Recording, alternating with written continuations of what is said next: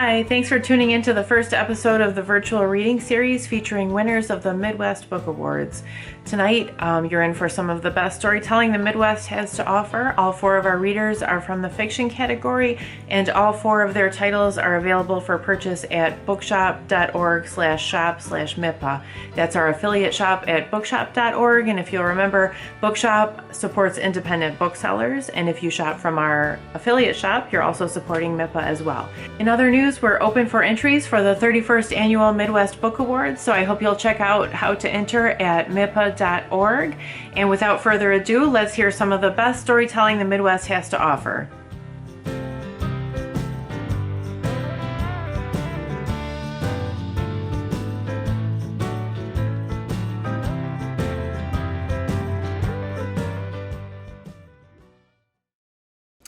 It was a beautiful day at the abandoned silver mine, affectionately known to its occupants as the Devil's Roost. The sun shone down from a nearly cloudless blue sky. A panorama of forest and fields spread out below, with the city that acted as the heart of the Grand Duchy of Denver occupying an evil yellow haze in the distance. Birds sang. A hawk circled lazily as if drawing a target around the sun. A soft breeze rustled the leaves of the aspen trees and the needles from the stately pines, occasionally sending a bit of foliage to land on the electrified perimeter fence with a loud crackle. Just beyond the fence, a few deer grazed idly. Meriwether Octavian Sims, known by his preference to everyone he'd ever met simply as Mr. Sims, or Sims, if they were feeling a bit froggy, didn't trust any of the wholesome natural goodness one bit.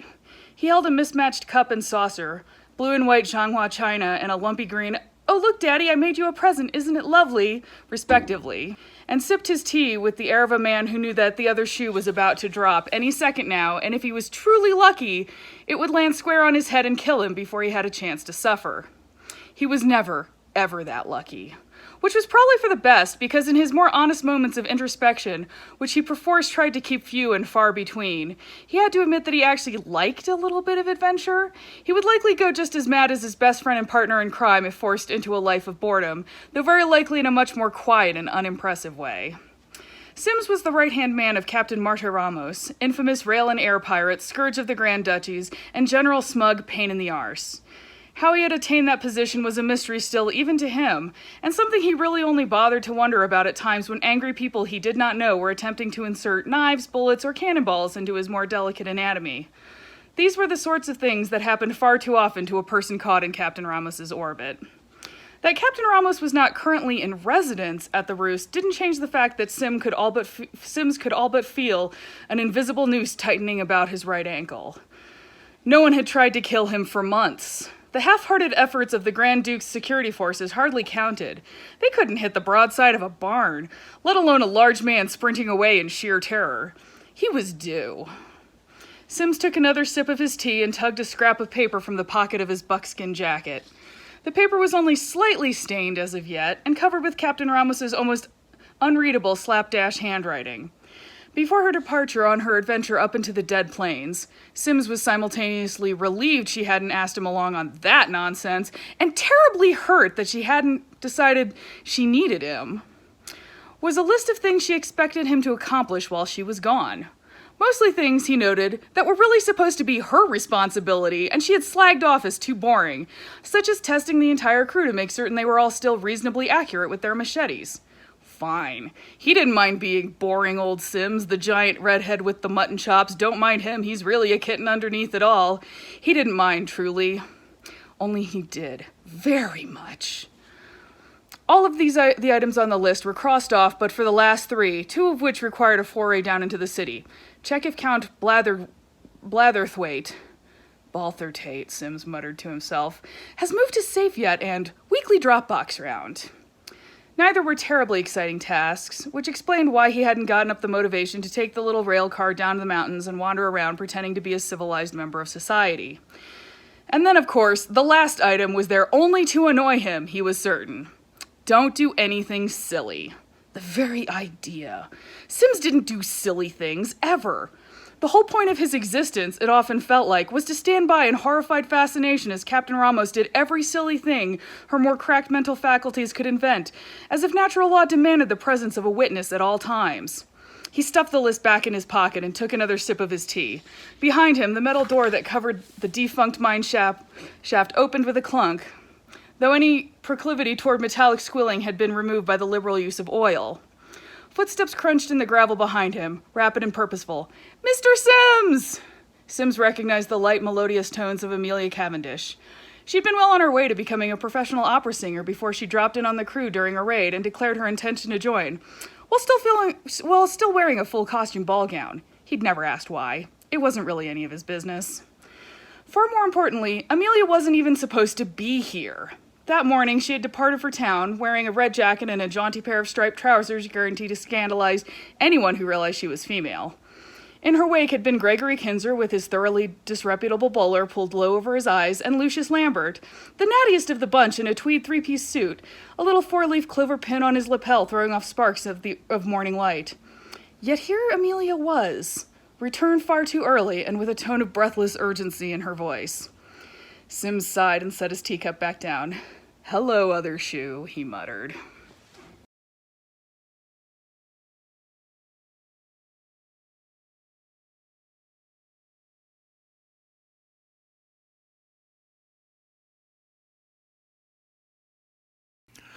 Barbecue bus.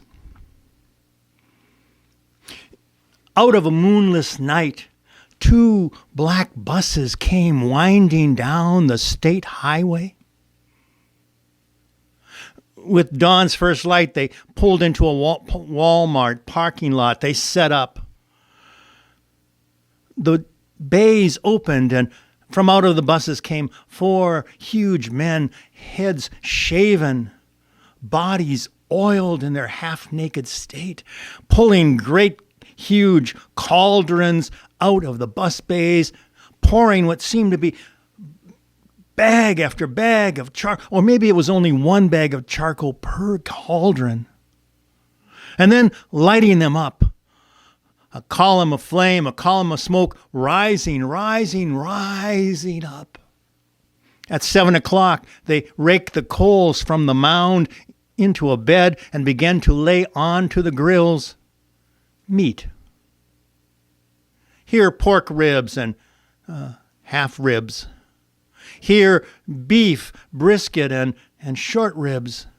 There, half and quartered chickens. And on the 4th grill, something unknown or unnamed. What it was or where it was from was not clear. But each man tended the grill. And from those grills, the smoke rose and the aroma rose and began to creep around town, testing every door and every window to see if it could find an entry. And inevitably it did. And as it found the entry, the sleepers, I won't say they awoke. What I will say is the sleepers got out of their beds in their various states, naked, semi-naked, in their jammies, left their houses, left their abodes, and began to go towards that parking lot.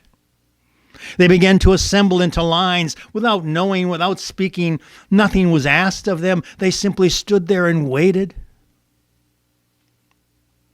From behind the smoked glass of the buses that had no chrome, that had no identification, no marking, black from side to side, from end to end, a voice shouted out.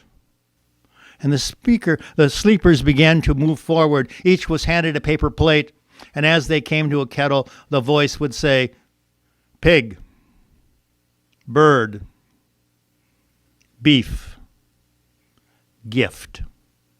And the sleepers would take the plate and go on, and receive at the end a dollop of fiery sauce.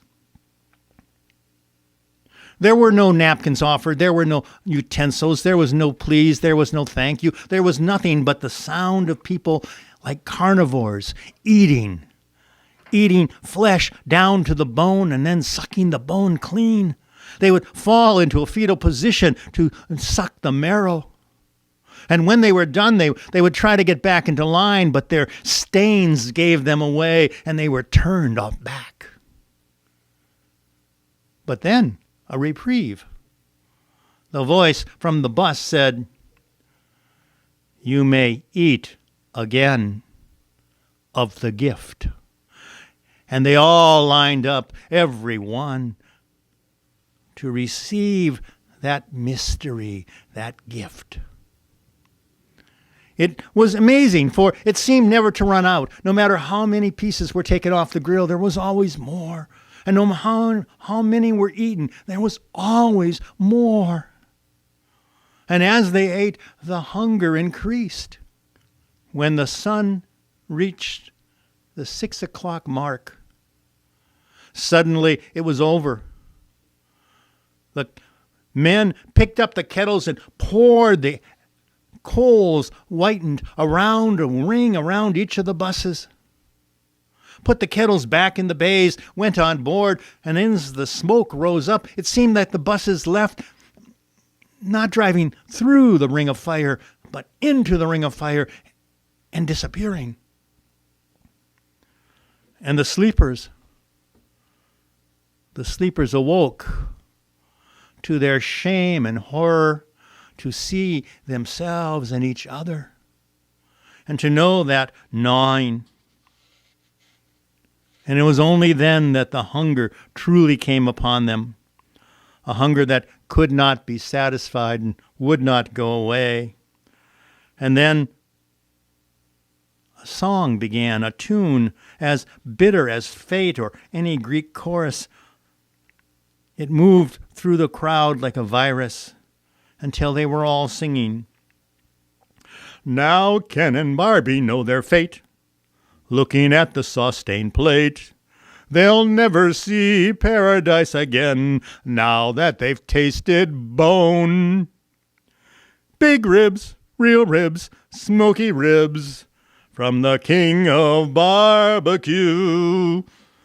Big ribs, real ribs, smoky ribs, a gift heaped upon the plate from the king of barbecue.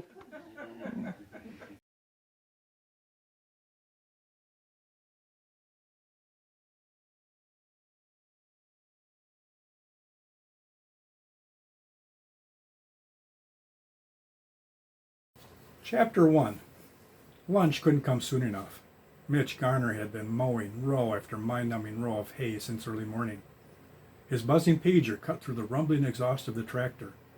All units respond to a report of smoke in the vicinity of 7600 County Q, north of Milroy.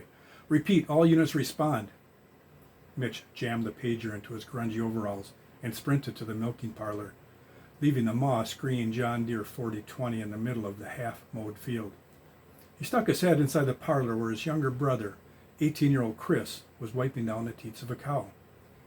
Mitch shouted over the hammering air compressor. "Hey, Chris, sounds like another grass fire out by the Hillenbrands. I gotta fly, let Dad know."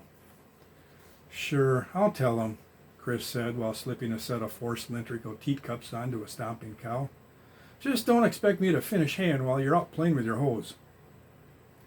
As he ran to his truck, Mitch's thoughts turned to last Sunday's potluck lunch at the Hillenbrands. Neighboring farm families had gathered to celebrate Maggie Hillenbrand's 5th birthday. Mitch had trailered his old pony Bert to Maggie's party as a surprise.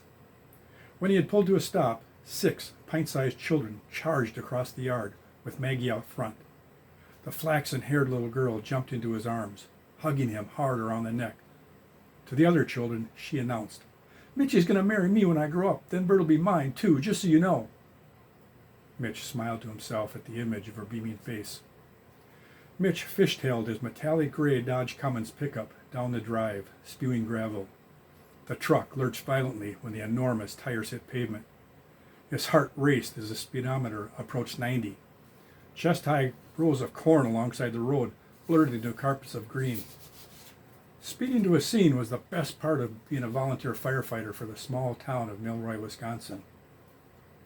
A half mile from the Hillenbrand farm, Mitch could already see dense, black and gray columns of smoke rising over 2 tall silos, staining the blue sky.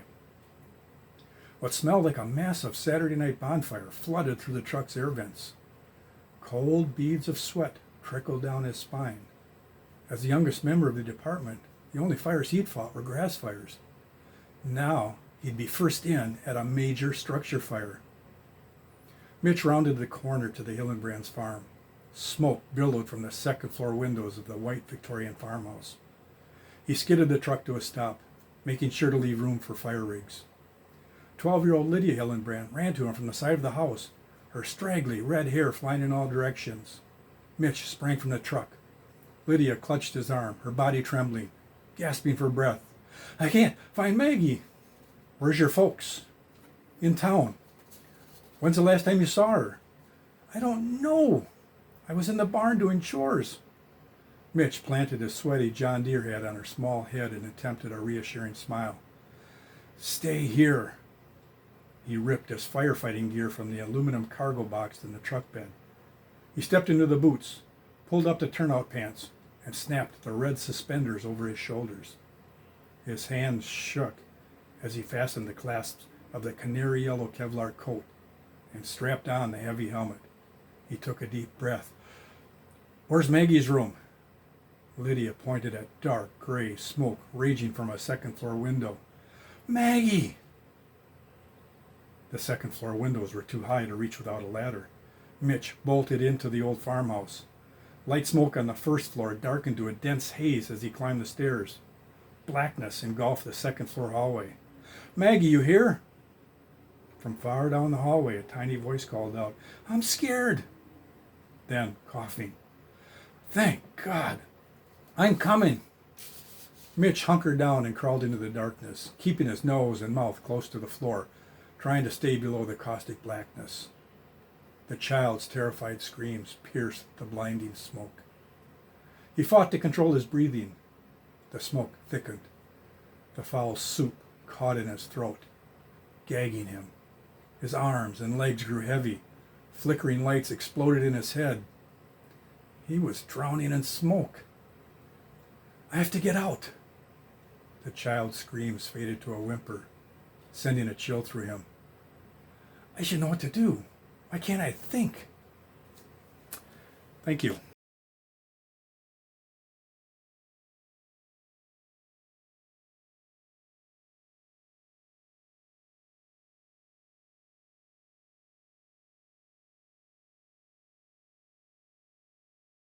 Chapter 1, Hospital.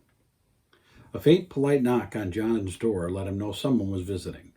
The nurses, doctors, and the maintenance guy never knocked. They just walked in. Most of the time he didn't care. They were pumping enough pain medication into him to seriously impact his ability to be concerned with his dignity, or reality for that matter. It also made it impossible to pee, which resulted in yet another personal assault. Only visitors knocked, and he didn't get from any visitors. Doctor's orders, enforced by Nurse B. Holterman, a very tough old gal with the bedside manner of a night shift jailer. She was probably over 100, and had clearly made her bones in a tent hospital in World War II, cutting off limbs. People had tried to get in to see him several times, but she scared him off, never to return.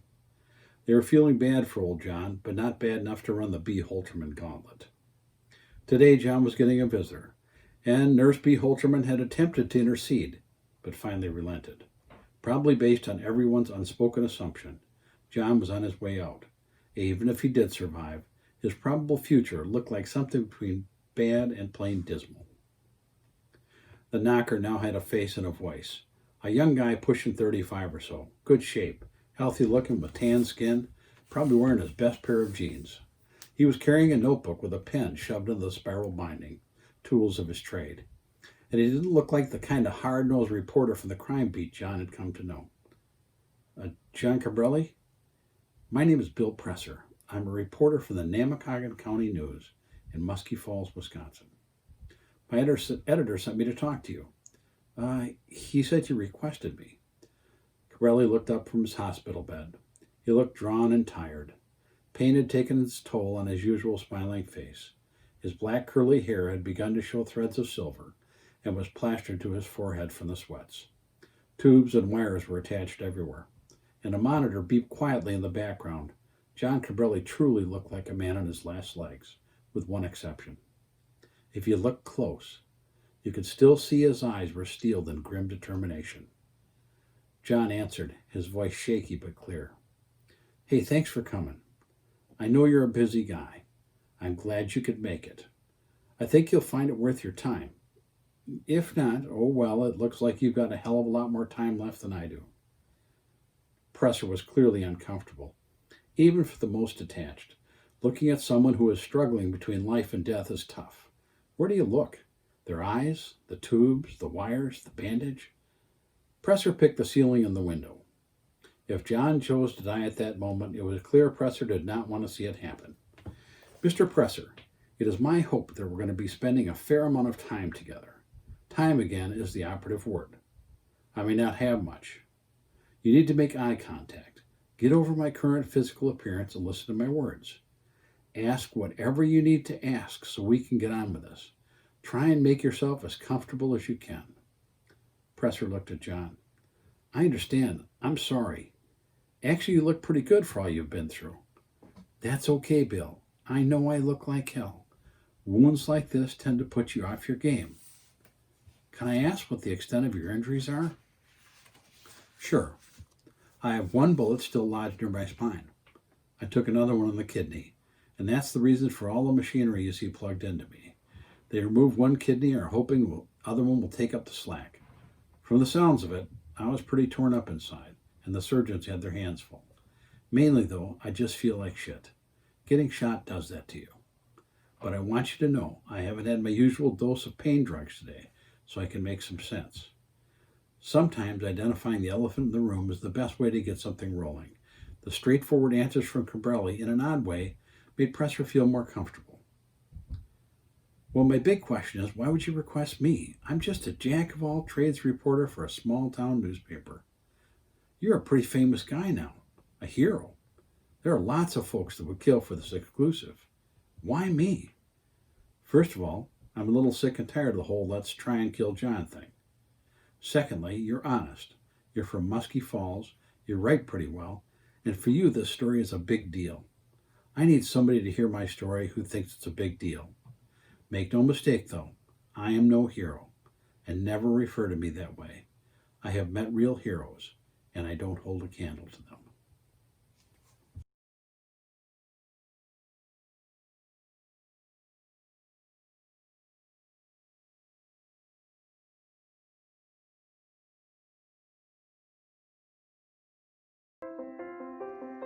If you're looking for a publisher, MiPA member Kirkhouse Publishers is currently seeking submissions in a variety of genres, including fiction, self-help, inspirational, biographies, and more.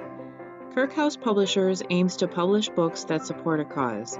What's your cause? Find out more at kirkhousepublishers.com.